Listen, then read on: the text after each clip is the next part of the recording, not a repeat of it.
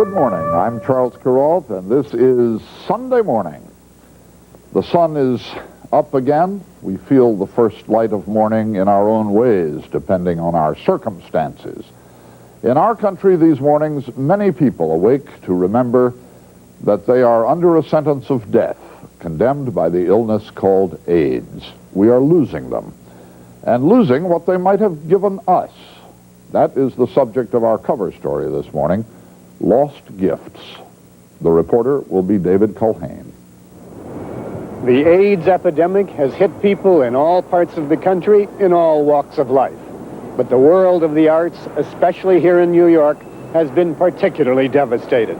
In our cover story this Sunday morning, we will see how that community is responding to the crisis, not only to help artists, but all the victims of AIDS. To the young who survived the cataclysm of the First World War, Ernest Hemingway wrote, "You are all a lost generation." Many young people of this generation are lost too. We're just becoming aware of the magnitude of their loss and of our own. The enemy is AIDS. Many of those who are stricken are artists who would have had paintings yet to paint and stories to write and songs to sing, who would have had many gifts yet to give. So it's a story of lost gifts that David Culhane reports for us this morning. But it is a story of something found too. Artists who usually stand alone are now beginning to stand together, to help one another, and to give strength to one another where they can.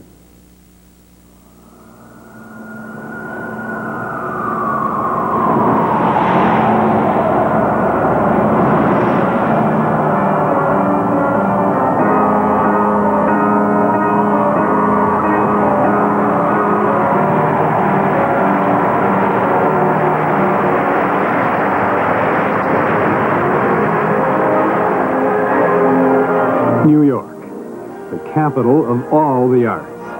For America, perhaps for the world.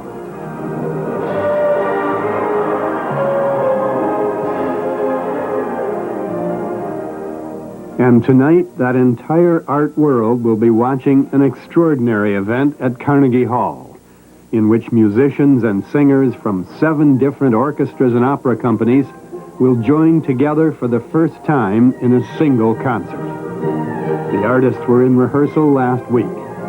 Their purpose, to raise money for all the victims of AIDS. It's such a profoundly emotional issue. James Levine is the artistic director of the Metropolitan Opera.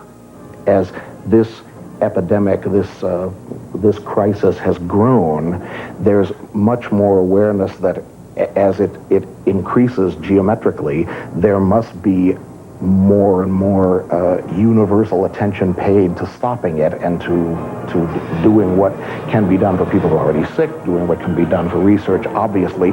And of course, all of us simply feel that whatever we can do, we must do, not only because of the whole enormity of it, but because also we're watching our colleagues, our friends, get sick and die.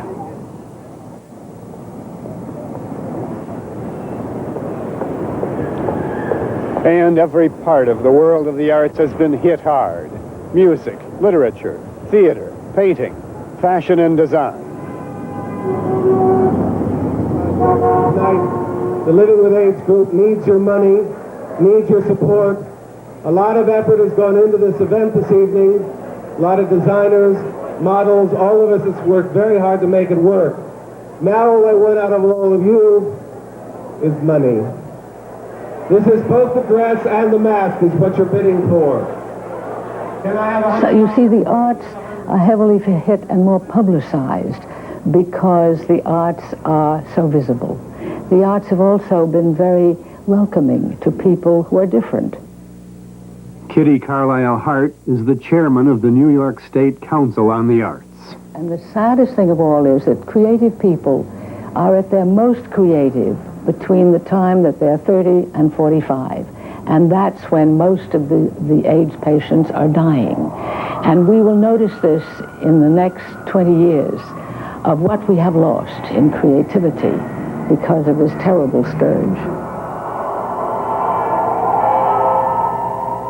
So many of my friends in the arts say they've lost so many of their friends. Paul Moore is the Episcopal Bishop of New York. At his cathedral, St. John the Divine, there is a chapel dedicated to the victims of AIDS and their families. This very afternoon, we're having a service in our cathedral, which will be an AIDS memorial service. To that service will come people with AIDS and hundreds, if it's like others we've had, of people whose lovers either have AIDS or are dying of AIDS, people whose children, whose friends, whose colleagues. And at that service, what we always attempt to do is to give those people who have lost or are losing people with AIDS a sense that God has compassion for them, that this person, this beloved person, is a person of dignity, despite the fact that this is the disease in which they're dying.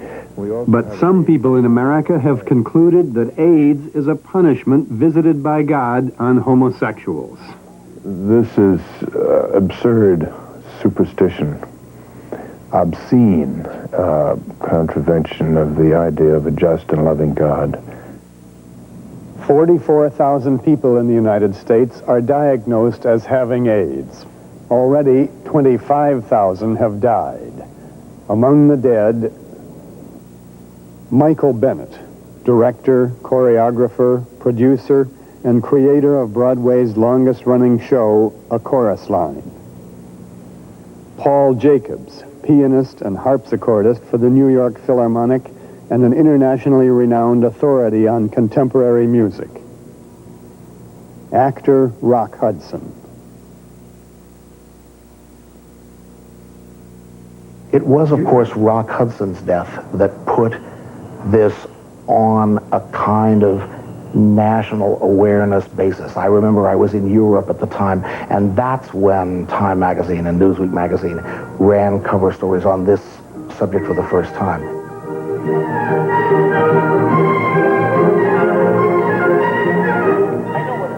At tonight's concert, James Levine will be affirming once again his long-standing commitment to help in the battle against AIDS. It was when I was asked, I had said way back, 2-3 years ago, when it was perfectly clear how gradually devastated the artistic community was getting and was going to be, that I would participate in any benefits that were organized for this purpose, as so many of my colleagues also did. I mean, we surely cannot do enough soon enough. And it is not just musicians who have responded.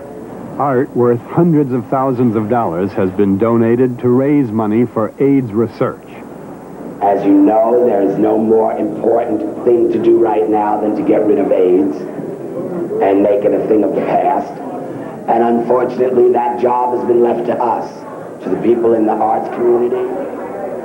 This sale took place in a New York gallery last Monday. An organization called Art Against AIDS expects to raise more than $3 million this year. Please be generous. This is for art, then this is for life. And enjoy yourselves.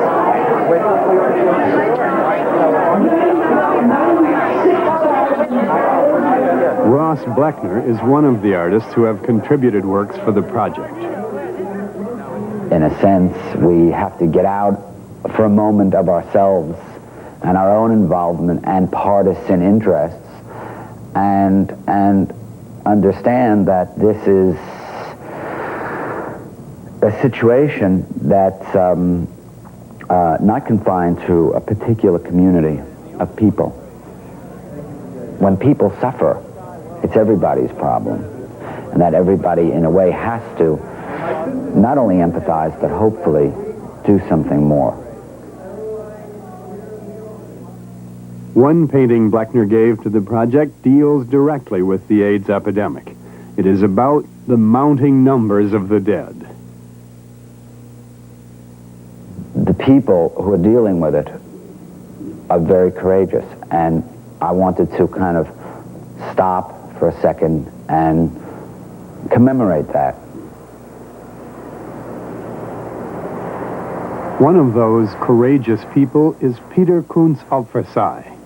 When he first came here from Switzerland, he worked for 3 years as an art therapist in a nursing home. Now he is a full-time painter. 2 years ago, he found out he has AIDS. You know, I have to say that the time before I got diagnosed was sometimes harder, because the not knowing and the fear of having it, and after you're diagnosed, you know what you have to deal with. It's not easy, to live with that, but it was almost like a release to know. In other words, in some ways, uncertainty is in some ways more awful. It's more, yeah. Then knowing, then you know really what you can deal with. Some of his work is owned by the Guggenheim Museum in New York, but these drawings he keeps at home. They are a powerful form of therapy for him. I use them as healing tools, almost. Not only almost, they are healing tools, because I feel like I'm constantly at war. And somebody pointed out my drawings are like warlike. And if I'm not a warrior, if I don't fight, I get sick. There is another thing I wanted to talk about grieving, because there's so many friends died already, and there is an overload of grieving, and it's just not manageable. Already, 25,000 have died. Among the dead are Perry Ellis, a leading designer in the American fashion industry; Charles Ludlam, actor, playwright, director, and producer; Charles Ward, a dancer on Broadway and with the American Ballet Theater;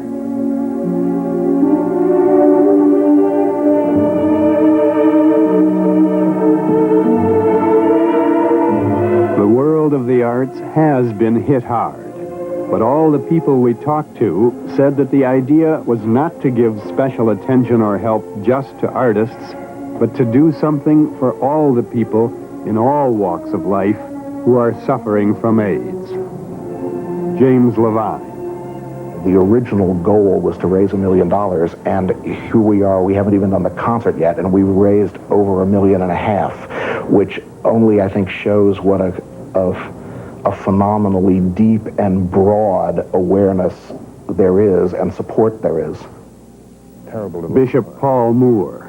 Reminds you of the second Isaiah, the suffering servant, the image of the distorted, ugly, beaten, crushed creature. And to be able to give even a little dignity to such a person is the most precious gift you could give them. Peter Kunz Alfersai.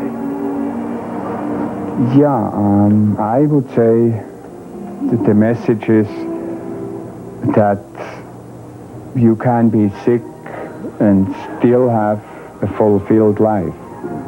I think it's worth hanging on to life and celebrating life to the last drop.